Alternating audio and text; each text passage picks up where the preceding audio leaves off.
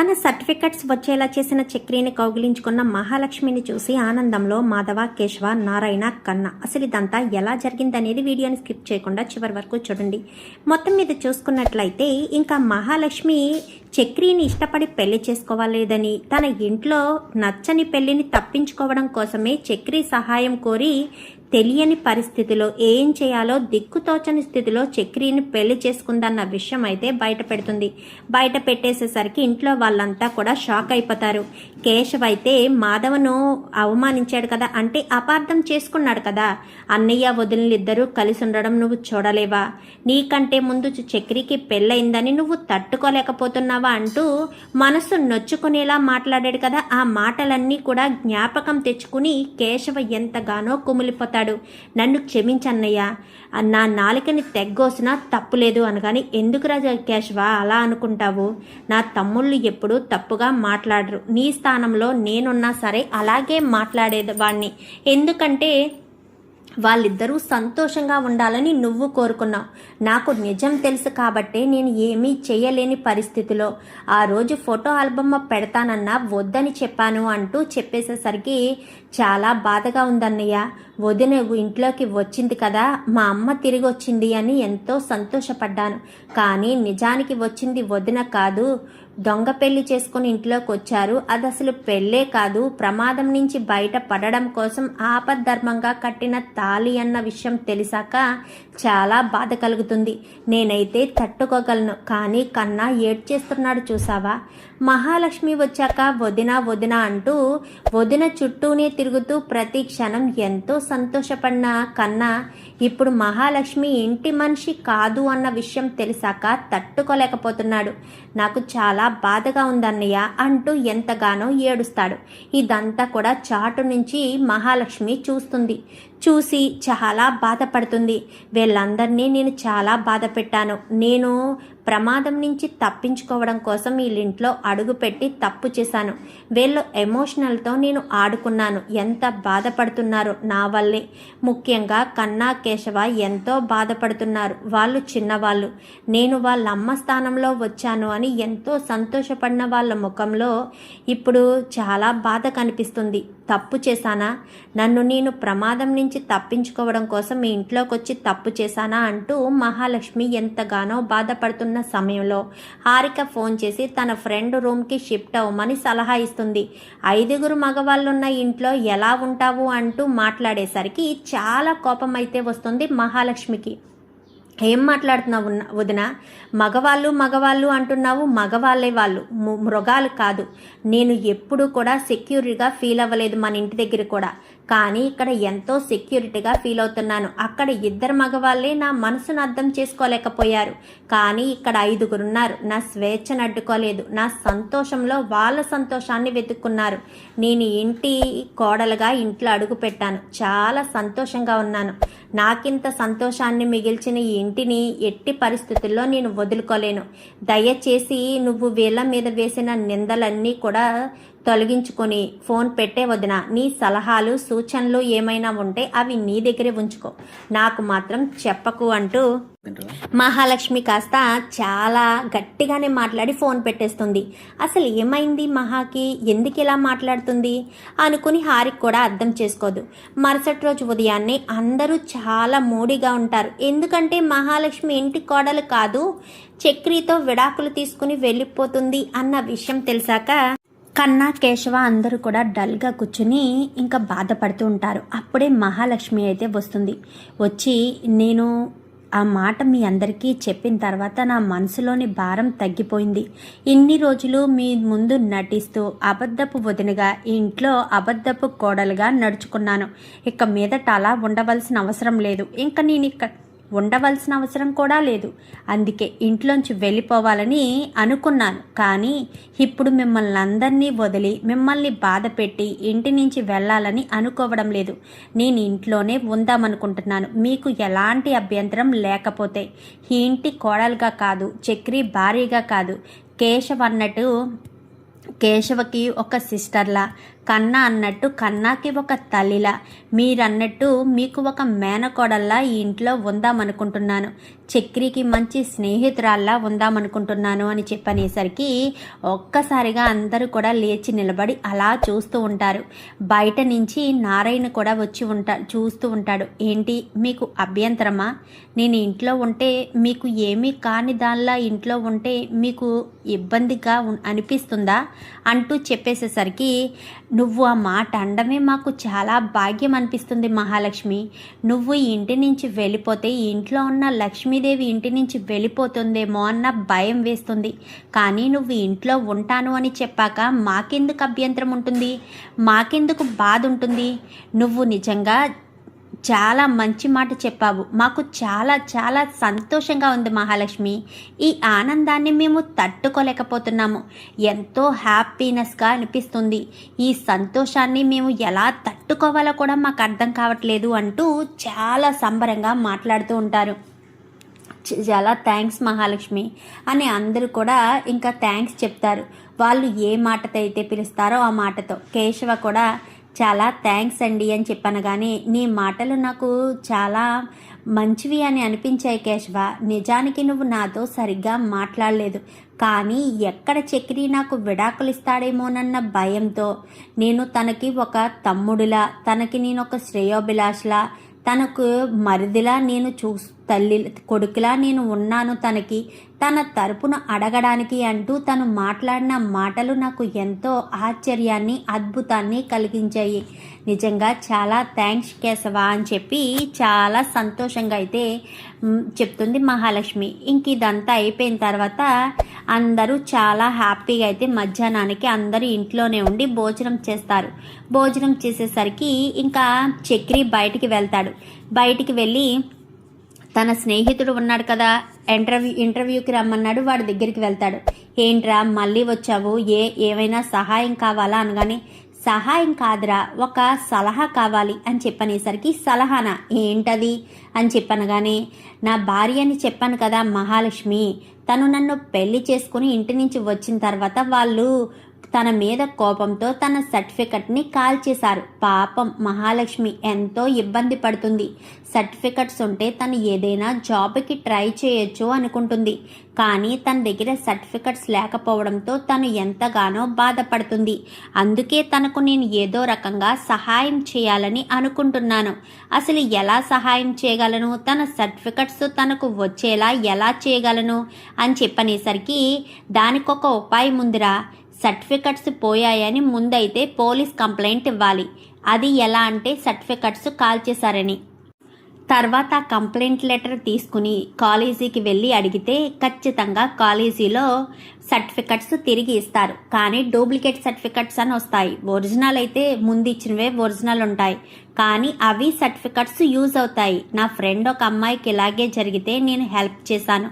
తనకు సలహా ఇస్తే తనే చేసుకుందనుకో అని చెప్పనేసరికి, అంటే ఇప్పుడు నేను నా భార్య చేత పోలీస్ కంప్లైంట్ ఇప్పించాలా అనగానే, అంటే ఏంటంటే పోలీస్ కంప్లైంట్ ఇవ్వడం వల్ల తొందరగా వాళ్ళు రియాక్ట్ అవుతారు, లేదు అంటే రియాక్ట్ కారు అనేసరికి సరే అని చెప్పి ఇంకా చాలా హడావిడిగా ఇంటికి వెళ్తాడు. మహాలక్ష్మి గారు అని చెప్పనేసరికి, ఏంటి చక్రి గారు అని చెప్పనగానే, ముందు మీరు అర్జెంటుగా నాతో రండి అనగాని, ఎక్కడికి అనేసరికి, ఎక్కడికి ఏంటి అని అడగకుండా నాతో రండి అని ఇంకా మహాలక్ష్మిని తీసుకుని సరాసరి పోలీస్ స్టేషన్కి వెళ్తాడు. ఒక్క నిమిషం ఇక్కడే ఉండండి అని చెప్పి ఇంకా కానిస్టేబుల్ ఉన్నాడు కదా, వీళ్ళ పెళ్లి చేసిన కానిస్టేబుల్ దగ్గరికి వెళ్ళి మొత్తం విషయం అంతా చెప్తాడు. అవునా సరే అమ్మాయి ఎక్కడుంది అనగానే, బయటే ఉంది సార్ అనగానే, తీసుకురా వెళ్ళి అనేసరికి, రండి మహాలక్ష్మి గారు, ఏంటి దేని గురించి అని చెప్పాను కానీ ముందు రండి అని చెప్పి తీసుకొస్తాడు. చెప్పండి అనగానే, ఏం చెప్పాలి, మీ సర్టిఫికెట్స్ కాలిపోయాయి కదా, దాని గురించి మా ఫ్రెండ్ని అడిగితే కంప్లైంట్ ఇచ్చి కాలేజీలోకి వెళ్ళి అడిగితే ఖచ్చితంగా సర్టిఫికెట్స్ మీకు తిరిగి వస్తాయి అని చెప్పారు, అందుకోసమని అని చెప్పనేసరికి, అవునా సరే అయితే అని పోలీస్ కంప్లైంట్ ఇస్తారు. ఆ కంప్లైంట్ కాపీని అయితే తీసుకుని సరాసరి కాలేజీ దగ్గరికి వెళ్తారు. వెళ్ళిన తర్వాత ఇక్కడ ఎస్ఐ తెలిసిన వాళ్ళే కదా, ఫోన్ చేపిస్తారు. ఆ అమ్మాయికి సర్టిఫికెట్స్ ఇవ్వండి, కంప్లైంట్ ఇచ్చింది అనేసరికి కంప్లైంట్ కాపీ తన దగ్గర పెట్టుకుని ఇంకా సర్టిఫికెట్స్కి ఇవ్వడం అనగానే, సరే అని సర్టిఫికెట్స్ కాస్త అప్లై చేస్తారు. అప్లై చేసేసరికి సరే అని ఇంకా అక్కడి నుంచి ఒక 2 డేస్లో రండి అనగానే ఇంటికి వచ్చేస్తుంది మహాలక్ష్మి. చాలా హ్యాపీగా ఉంది పెద్ది అనగానే ఎక్కడికమ్మా తీసుకువెళ్ళాడు తను అని చెప్పనేసరికి నా సర్టిఫికెట్స్ కోసం పోలీస్ స్టేషన్కి తీసుకువెళ్ళాడు. అదేంటొదినా సర్టిఫికెట్స్ కోసం కాలేజీకి కదా తీసుకువెళ్ళాలి, పోలీస్ స్టేషన్కి తీసుకువెళ్ళడం ఏంటి చక్రి అన్న ఏంటి అని చెప్పాను. కానీ అది సర్టిఫికెట్స్ ఎలా ఏమైనా అయితే ముందంట సర్టిఫికెట్లు కాలిపోయాయి అని పోలీస్ కంప్లైంట్ ఇవ్వాలంట. ఇచ్చిన తర్వాత ఆ కంప్లైంట్ కాపీని తీసుకువెళ్ళి కాలేజీలో సబ్మిట్ చేస్తే వాళ్ళు వీలైనంత తొందరగా సర్టిఫికెట్లు ఇస్తారని నా ఫ్రెండ్ చెప్పాడు. అందుకోసమనే మహాలక్ష్మి చేత కంప్లైంట్ ఇచ్చి ఆ కంప్లైంట్ కాపీని తీసుకెళ్ళి కాలేజీలో సబ్మిట్ చేయించాను. అవునా, సరే అయితే సర్టిఫికెట్స్ వచ్చేస్తున్నాయా వదినా అని చెప్పనేసరికి సర్టిఫికెట్స్ వచ్చేస్తున్నాయి, తొందరలోనే నా సర్టిఫికెట్లు నాకు వచ్చేస్తాయి, నేను మంచి జాబ్ చూసుకుంటాను, జాబ్ చూసుకున్న తర్వాత వదిలేసి వెళ్ళిపోతావా వదినా అని చెప్పాను. కానీ ఎందుకు వెళ్ళిపోతాను, జాబ్ చూసుకునేది ఇక్కడే కదా, ఇక్కడి నుంచే వెళ్తాను, ఇక్కడికే వస్తాను, అయినా మిమ్మల్ని వదిలి వెళ్ళాలని నేను అనుకోవడం లేదు కన్నా, నాకు మీ ఇంట్లో ఉంటే చాలా సంతోషం అనిపిస్తుంది. నువ్వు చక్రి అలాగే కేశవ పెద్ది మీరు చూపించే ప్రేమ అభిమానాలు నాకు ఎంతో సెక్యూర్గా అనిపిస్తాయి. మీరు చూపించే ప్రేమ నాకు ఎంతగానో నచ్చుతుంది. మీ అభిమానం నాకు కొండంతండగా అనిపిస్తుంది. అందుకే మీ నుంచి నేను వెళ్ళాలని అనుకోవడం లేదు. మీరంటే నాకు చాలా ఇష్టం అంటూ మహాలక్ష్మి చెప్పేసేసరికి ఈ ఇష్టం నా మీద ప్రేమగా మారితే బాగున్ను, నన్ను భర్తగా అంగీకరిస్తే బాగున్ను, డైవర్స్ అంటూ ఏమీ మాట్లాడకుండా సైలెంట్గా ఊరుకుని మా ఇద్దరికి మళ్ళీ జత పడితే బాగున్ను అని చెప్పి ఇంకా చక్రి మనసులో అనుకుంటాడు. అలా చక్రి చూస్తూ ఉండడం చూసిన పెద్ది చక్రిని పక్కకు తీసుకువెళ్తాడు. ఏంట్రా మహాలక్ష్మి మీద ఇంకా నీకు ప్రేమ చావలేదా అనగాని, నా ప్రేమ పుట్టిన తర్వాత నాకు అదృష్టం కలిసొచ్చి మహాలక్ష్మిని నేను పెళ్లి చేసుకున్నానన్నయ్య. తను బొమ్మల పెళ్ళి అనుకుంటుందేమో కానీ నేను నిజమైన పెళ్ళే అనుకుంటున్నాను. నాకు ఏ నమ్మకం లేకుండానే మహాలక్ష్మి నా లైఫ్లోకి వచ్చింది. అదే నమ్మకంతో నేను ఎదురు చూస్తున్నాను. ఖచ్చితంగా మహాలక్ష్మి నా లైఫ్లోకి వచ్చి లైఫ్ లాంగ్ నాతో కలిసి ఉంటుందనే సంతోషంతో నేను అనుకుంటున్నాను అని చెప్పనేసరికి మహాలక్ష్మి నీకు ఎప్పుడూ తోడుగా ఉండాలని నేను కోరుకుంటానురా. నీకు తోడుగా ఉంటే నువ్వు హ్యాపీగా ఫీల్ అవుతావు. నీ హ్యాపీనెస్ నాకు ఎంతో సంతోషాన్ని ఇస్తుంది అని చెప్పి ఇంకా చక్రి ఇటు పెద్ద మాట్లాడుకుంటారు. ఇంకా మహాలక్ష్మి అయితే తనకి ఎక్కడెక్కడ ఉద్యోగాలు ఉన్నాయో అన్నీ కూడా ఒక ల్యాప్టాప్ కొనుక్కొని ల్యాప్టాప్లో చూస్తూ ఉంటుంది. ఇంకప్పుడే కన్నా అయితే వస్తాడు. ఏంటొదినా ఏం చూస్తున్నావు అనగానే ల్యాప్టాప్లో వర్క్ చేసుకుంటున్నాను, ఏమైనా ఉన్నాయేమో జాబ్ సెర్చ్ చేస్తున్నాను అనేసరికి అవునా వదిన సరే చేసుకో అనగానే అవును కన్నా నువ్వు ఏం చదువుతున్నావు అనేసరికి డిగ్రీ ఫస్ట్ ఇయర్ వదిన. మరి మీకు ల్యాప్టాప్ అవసరం లేదా? అవసరమే వదిన, కానీ అన్నయ్య వాళ్ళకి అంత స్తోమత లేదు కదా, నేను అడిగి అన్నయ్య వాళ్ళను కూడా ఇబ్బంది పెట్టలేను, అందుకోసమనే ఎప్పుడూ అన్నయ్య వాళ్ళని అడగలేదు. ఎప్పుడైనా అవసరం అనిపిస్తే మాత్రం నా ఫ్రెండ్ వాళ్ళ ఇంటికి వెళ్ళి అక్కడ ల్యాప్టాప్ ఉంది వాడి దగ్గర ల్యాప్టాప్ యూజ్ చేసుకుంటాను అని చెప్పనేసరికి అవునా, నువ్వు అర్థం చేసుకునే వ్యక్తివి, నీకు ఎప్పుడైనా ల్యాప్టాప్ కావాలంటే నాది యూజ్ చేసుకో, నేను ఏమీ అనుకోనులే అని చెప్పాను. కానీ అయ్యో వదిన పర్వాలేదు అని చెప్పనేసరికి ఓహో నన్ను పరాయిదాన్ని అనుకుంటున్నావా, నీ దాన్ని కాదు అనుకుంటున్నావా, నీకు ఏమీ కాను అనుకుంటున్నావా అని చెప్పనేసరికి అయ్యో అదేమీ లేదు వదిన, నేను అలా అనుకోవడం లేదు, నాకు నిన్ను పరాయిదాన్ని అని ఎప్పుడూ భావించలేదు, మా అమ్మాయి అనుకున్నాను అనగానే మరి అలాంటి తప్పుడు నువ్వు ఎందుకు నన్ను దూరం పెట్టడం, నీకు అవసరమైనప్పుడు యూజ్ చేసుకో అనగానే చాలా థ్యాంక్స్ వదినా అని చెప్పి ఇంకా కన్నా అయితే చెప్తాడు. చెప్పేసేసరికి కన్నా కేశవ అందరూ కూడా చాలా హ్యాపీగా అనిపిస్తారు. ఎందుకంటే మహాలక్ష్మి ఇంట్లో మనిషి కాకపోయినా ఇంట్లో మనిషిలా కలిసిపోయింది. ఒక పెళ్ళి అంటే పెళ్ళైనా కానీ దాన్ని పెళ్లి లెక్కలో విడాకులో తీసుకొని ఒక అమ్మాయి వాళ్ళతో పాటు కలిసి ఉండడం చూసి చాలా సంతోషం అనిపించింది. అంత సంతోషం ఉన్న మహాలక్ష్మి హ్యాపీగా ఉంటూ ఇంకా ఇంట్లోనే ఉంటుంది. ఇంకా 2 డేస్ తర్వాత సర్టిఫికెట్స్ కోసమని చక్రి వెళ్తాడు. ఏంటి సార్ 2 డేస్లో కాల్ చేస్తానన్నారు, సర్టిఫికెట్స్ ఎవరా ఏంటి అని చెప్పాను. కానీ లేదు సార్ రెడీ చేస్తున్నాము అనగాని, రెడీ చేస్తున్నారా ఆలస్యం చేస్తున్నారా అని వెంటనే కానిస్టేబుల్కి కాల్ చేస్తాడు. ఏంటి ఇంకా సర్టిఫికెట్ రాలేదా చక్రి, సర్టిఫికెట్స్ వచ్చేసాయి అనుకున్నానే, ఉండు ఇప్పుడే ఫోన్ చేస్తాను, అసలు వాళ్ళు అంత లేట్ ఎందుకు చేస్తున్నారో, సర్టిఫికెట్స్ కోసం లేట్ చేయవలసిన అవసరం లేదు, వాళ్ళు తొందరగా రియాక్ట్ అవ్వాలి అన్న ఉద్దేశంతోనే కదా మనం పోలీస్ కంప్లైంట్ ఇచ్చి మరీ సర్టిఫికెట్స్ తీసుకోవాలి అనుకున్నాము, మరి అలాంటి తప్పుడు వాళ్ళు ఎందుకు లేట్ చేయాలి, ఎట్టి పరిస్థితుల్లో వాళ్ళు లేట్ చేయడానికి వీల్లేదు, సర్టిఫికెట్స్ ఇవ్వాల్సిందే అంటూ ఇంకా మహాలక్ష్మి తీసుకుని వెంటనే వెళ్ళమని ఇంకా కానిస్టేబుల్ అయితే చెప్తాడు. చెప్పేసేసరికి సరే అని ఇంకా చక్రి మహాలక్ష్మి అంటూ ఫోన్ చేసేసరికి ఏంటండి అని చెప్పాను. కానీ నేను ఇంటికి వస్తున్నాను రెడీగా ఉండండి, మనం కాలేజీ దగ్గరికి వెళ్దాము అనేసరికి వాళ్ళు ఏమీ కాల్ చేయలేదు కదా సర్టిఫికెట్స్ కోసం, మరి ఎందుకు కాలేజీ దగ్గరికి వెళ్ళడం అనగానే కాలేజీ దగ్గరికి వెళ్ళి తీరాలి, అయినా ఇన్ని రోజులు ఎందుకు ఊరుకోవాలి, సర్టిఫికెట్స్ ఇవ్వకుండా వాళ్ళు ఖచ్చితంగా ఈ పాటికే సర్టిఫికెట్లు ఇవ్వాలి కదా, ఇవ్వకపోతే ఎలాగా, నేను వాళ్ళతో మాట్లాడతాను అంటూ చక్రి చాలా సీరియస్ అవుతాడు. ఎందుకు చక్రి గారు అంత ఆవేశపడుతున్నారు, అయినా అంత అవసరం ఏముంది, మీరేమీ టెన్షన్ పడకండి, వాళ్ళు సర్టిఫికెట్స్ ఇస్తాను అంటే ఖచ్చితంగా ఇస్తారు, కాలేజీలో నేను మెరిట్ స్టూడెంట్నే కదా, నా సర్టిఫికెట్స్ అనగానే నాకు ఎందుకో ఇది తేడాగా అనిపిస్తుంది, వాళ్ళు ఏమైనా మీ అన్నయ్యతో చేతులు కలిపారా, మీ అన్నయ్య ఏమన్నా ఇవ్వద్దు అని చెప్పాడా, అందుకే సర్టిఫికెట్లు ఇవ్వట్లేదా అని నాకు అనుమానం కలుగుతుంది, అందుకోసమనే నేను ఆల్రెడీ కానిస్టేబుల్తో మాట్లాడించాను, ఆయన సర్టిఫికెట్స్ వెళ్ళి తీసుకోండి అని చెప్పాడు, పదండి మనం వెళ్ళి తీసుకుందాం. ఇంకా చక్రి ఇంటికి రావడంతో మహాలక్ష్మి ఇద్దరు కలిసి వెళ్తారు. ఏంటి సార్ సర్టిఫికెట్స్ ఇవ్వడానికి ఎంత ఆలస్యం ఏంటి, ఇస్తారా ఇవ్వరా అంటూ చాలా కోపంగా అడిగేసరికి లేదు సార్ రెడీ చేశాము, ఆల్రెడీ ఇన్స్పెక్టర్ గారు కాల్ చేశారు, ఇన్ని రోజులు ఎందుకు ఆలస్యం చేశారంటూ మా మీద సీరియస్ అవ్వారు, అందుకని సర్టిఫికెట్లు రెడీ చేశాం, ఇప్పుడే కాల్ చేద్దాం అనుకుంటున్నాము, ఈలోపే మీరు వచ్చారు, ఇదిగోండి సార్ అనగానే సర్టిఫికెట్లు తీసుకుని మహాలక్ష్మి చాలా సంతోషపడిపోతుంది. అక్కడ చక్రి మాట్లాడిన విధానం, సర్టిఫికెట్స్ గురించి చక్రి తన గురించి ఎంతలా ఆరాటపడుతున్నాడో మహాలక్ష్మికి అర్థమయ్యి వెంటనే మహాలక్ష్మి చక్రిని హగ్ చేసుకుంటుంది. హగ్ చేసుకోవడంతో ఇంకా చక్రికి నోటంట మాట రాదు, ఎందుకంటే చక్రిని టచ్ చేయడానికి కూడా ఒప్పుకొని మహాలక్ష్మి హగ్ చేసుకునేసరికి చాలా చాలా హ్యాపీగా ఫీల్ అవుతాడు. ఇంకా అలా అదొక దిగ్భ్రాంతిలో, అంటే అదొక స్టాచ్యూ స్టేజ్లోనే అలాగే ఉండిపోతాడు. చక్రి గారు అని చెప్పనేసరికి ఇంకా ఏం మాట్లాడాలో అర్థం కాక చెప్పండి అని చెప్పనగానే సరే అని ఇంకా సరే వెళ్దామా అని చెప్పనగానే ఇంటికి వచ్చేస్తారు.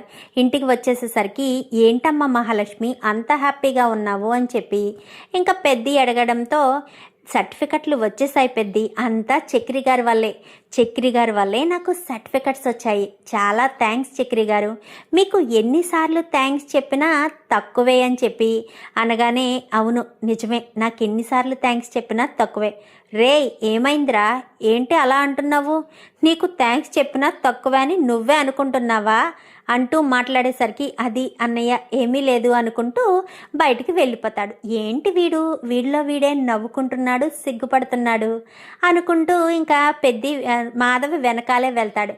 వెళ్ళేసరికి ఏమైందిరా అనగానే మహాలక్ష్మి నన్ను హగ్ చేసుకుందన్నయ్య అని చెప్పనేసరికి ఏంటి మహాలక్ష్మి నిన్ను హత్తుకుందా అని చెప్పి మాధవ్ అడగడంతో అవునన్నయ్య, సర్టిఫికెట్స్ తన చేతికి రావడానికి కారణం నేనేనని చెప్పి మహాలక్ష్మి నన్ను హగ్ చేసుకుంది, ఆ సంతోషం నా నుంచి ఇంకా దూరం కావట్లేదన్నయ్య అని చెప్పాను. కానీ తను కేవలం నీకు కృతజ్ఞతగా హత్తుకుందంతే, అంతే తప్ప నీ మీద ప్రేమతో అయితే కాదు, నువ్వు దాన్ని ఏంటేంటో అనుకుని ఇంకా ఎక్కువ ఊహించుకోకు అంటూ పక్కన నుంచి వచ్చి కేశవ్ అయితే అంటాడు, పోరా, నువ్వెప్పుడు ఇలానే అంటావు. నా మొహంలో సంతోషం చూసిన తర్వాత కూడా ఆ సంతోషాన్ని కొంచెం సేపు కూడా ఉంచవేంట్రా? ఆ మహాలక్ష్మి అంతే, ఏమైనా అంటే ఇల్లు ఖాళీ చేయాలి అది ఇదని ఇంతకుముందు అలానే అనేది. ఇప్పుడైతే ఏదో ఇంట్లోనే ఉండడానికి ఫిక్స్ అయిందనుకో, ఇంకా నా నుంచి వెళ్ళే అవకాశమే లేదు. చూడు చెప్తున్నాను వినరా కేశవ, ఖచ్చితంగా మహాలక్ష్మి నన్ను భర్తగా యాక్సెప్ట్ చేస్తుంది. ఆ నమ్మకం నాకుంది. ఎందుకంటే మహాలక్ష్మిని నేను పెళ్లి చేసుకోవాలని ఏ రోజు అనుకోలేదు. అయినా సరే మహాలక్ష్మి నన్ను పెళ్లి చేసుకోమని అడిగింది. ఎప్పుడు మన ఇంటికి వచ్చి ఒక ఆడపిల్ల మన ఇంట్లో ఇన్ని రోజులు ఉంటుందని మీరు గెస్ చేశారా? అస్సలు గెస్ చేయలేదు. కానీ మీరు మహాలక్ష్మి ఇంట్లోకి వచ్చి ఉండడమే కాదు, నా భార్య అని తెలిసిన తర్వాత కూడా మహాలక్ష్మిని ఇంట్లో ఉండడానికి తన మనసు ఒప్పుకుంది. అది మహాలక్ష్మి మనసు అంటే. మరి అలాంటిటప్పుడు మహాలక్ష్మి ఎందుకు నాకు దూరం అవుతుంది? దూరం అవుతుందని నువ్వెలా అంటున్నావు? ఆ భగవంతుడే మా ఇద్దరిని కలిపాడు కాబట్టి మా ఇద్దరిని జత చేయవలసిన అవసరం ఆ భగవంతుడు తన విధిలో రాసుకున్నాడు. ఖచ్చితంగా విధి ప్రకారం ఇద్దరికి కూడా ఒకటవుతాము, మేమిద్దరం సంతోషంగా ఉంటాము. అలాగే మాధవన్నయ్యకి, నీకు, కన్నాకి అందరికీ పెళ్ళిళ్ళు అవుతాయి, అందరికీ ఈ ఇంటికి ఆడపిల్లలైతే వస్తారు అని చెప్పనేసరికి అది జరుగుతుందో జరగదో తెలియదు. కానీ మహాలక్ష్మి వదిన మాత్రం ఇంట్లో ఉంటే అంతా సంతోషమే, ముఖ్యంగా కన్నా అయితే అంటూ చెప్పేసేసరికి సరే అని ఇంకా చాలా సంతోషంగా అయితే ఇంకా అందరూ కూడా అనుకుంటారు. మహాలక్ష్మి మాత్రం ఆ సర్టిఫికెట్స్ చూసుకుని వెంటనే ఒక మంచి రెజ్యూమ్ ఒకటి రెడీ చేసేసుకుంటుంది. ఆల్రెడీ ఇంతకుముందే రెడీ చేసినట్టున్నావు కదా వదిన రెజ్యూము అని చెప్పనేసరికి అది పాత సర్టిఫికెట్స్ ఏదో ఉజ్జాయింపుగా చేశాను, కానీ ఇప్పుడు ఖచ్చితంగా రెజ్యూమ్ ఉండాలి, సర్టిఫికెట్స్ అన్నీ మొత్తం జత చేయాలి కదా, అందుకోసమనే మళ్ళీ కొత్తగా రెజ్యూమ్ చేస్తున్నాను. నాకు ఏదో ఒక జాబ్ వస్తుంది కదా కన్నా అనగానే నీకెందుకు రాదు వదిన, నువ్వు మెరిట్ స్టూడెంట్వి అంటున్నావు, నీ సర్టిఫికెట్స్ అన్నీ చూస్తే అన్నీ 95 అబవ్ ఉన్నాయి వదిన. నాకు నిజంగా చాలా ఆశ్చర్యం అనిపించింది. ఒకటైతే 99 పాయింట్ అని కూడా ఉంది. నీలా నేను గొప్పగా చదువుంటే బాగుండేది కదా వదిన అనగానే అలా ఏమీ ఉండదు, ఎవరి టాలెంట్ వాళ్ళకు ఉంటుంది. నీలో కూడా ఏదో టాలెంట్ ఉంటుంది కన్నా, నువ్వు దాని గురించి ఎందుకు అంత ఫీల్ అవుతున్నావు? ఏం ఫీల్ కావద్దు, అర్థమవుతుందా? నువ్వు సైలెంట్గా ఉండు అంటూ చెప్పేసేసరికి సర్లే అని ఇంకా అక్కడి నుంచి కాస్త ఇంకా సెర్చ్ చేసుకునేసరికి ఖచ్చితంగా దొరుకుతుంది వదిన. నీలాంటి స్టూడెంట్కి ఎందుకు దొరకదు? నువ్వు కూడా బాగా చదువుకో, నేను నీకు ఏం సహాయం కావాలన్నా చేస్తాను అంటూ చెప్తారు. చెప్పేసేసరికి సరే అని ఇంకా చాలా సంతోషంగా అయితే ఉంటారు. ఏంటి దేని గురించి వదిన మరుదులు ఇద్దరు ఓతగా నవ్వుకుంటున్నారు అనగానే ఏమీ లేదన్నయ్య అనగానే సరే రండి బయటికి వెళ్దాము అని చెప్పి ఇంకా చక్రిని తీసుకుని చక్రి ఇద్దరు కూడా బయటికి వెళ్తారు. ఇంకా బయటికి వెళ్ళేసరికి చక్రి, కన్నా, ఇటు మహాలక్ష్మి ముగ్గురు కూడా బయటికి వెళ్ళిన తర్వాత చాలా హ్యాపీగా అయితే ఉంటారు. కన్నా అయితే చాలా సంతోషంగా ఉంటాడు మహాలక్ష్మితో ఇంటరాక్ట్ అయ్యి. అంటే మహాలక్ష్మికి బాగా కనెక్ట్ అయిపోతాడు. ఏ విషయమైనా సరే మహాలక్ష్మితో చెప్పాలి, వదినని అడగాలి, వదినికి చెప్పాలి. ఇంట్లో అందరూ కూడా చక్రి భార్యతో ఎలా అయితే ఉండాలనుకుంటారో అదే రకంగా మహాలక్ష్మితో అలానే కలిసి ప్రతి ఒక్కటి, అంటే ఇంతకు ముందు వరకు ఆడవాళ్ళు ఇంట్లో లేక పూజలు చేయకపోవడం అది చేస్తూ ఉండేవారు. కానీ ఇప్పుడు పూజలు చేయడం, అది చేయడం, ఇది చేయడం అన్నీ కూడా చేస్తూ ఉండేసరికి చాలా చాలా హ్యాపీ అనిపిస్తుంది అందరికీ కూడా. ఎందుకంటే అందరూ కలిసి ఉండడం, కలిసికట్టుగా ఉండడం, అందరూ ఒకే హ్యాపీనెస్గా ఉండడం చూసి చాలా హ్యాపీ అనిపిస్తుంది. మరి అలా అనిపించిన తర్వాత మహాలక్ష్మి ఎప్పటికీ అక్కడే ఇలానే ఉండిపోతుందా? మరి మహాలక్ష్మి అలానే ఉండిపోతే చక్రిని భర్తగా అంగీకరిస్తుందా? ఇంకా భర్తగా అంగీకరిస్తే ఎలాంటి పరిస్థితులు ఉంటాయి చూద్దాం. మరి ఇదంతా కూడా రాబోయే ఎపిసోడ్స్లో. మహాలక్ష్మి చక్రి ఒకటవ్వాలని మీరు కూడా కోరుకుంటే వీడియో నచ్చితే లైక్ చేసి ఛానల్ని సబ్స్క్రైబ్ చేసుకుని పక్కనే ఉన్న బెల్ సింబల్లో ఆల్ పై క్లిక్ చేయడం వల్ల మేము పెట్టే ప్రతి వీడియో కూడా నోటిఫికేషన్ రూపంలో ముందుగా చూడగలుగుతారు. ఇలా చేస్తే ప్రతి వీడియో కూడా నోటిఫికేషన్ రూపంలో చూస్తారు. Thank you for watching.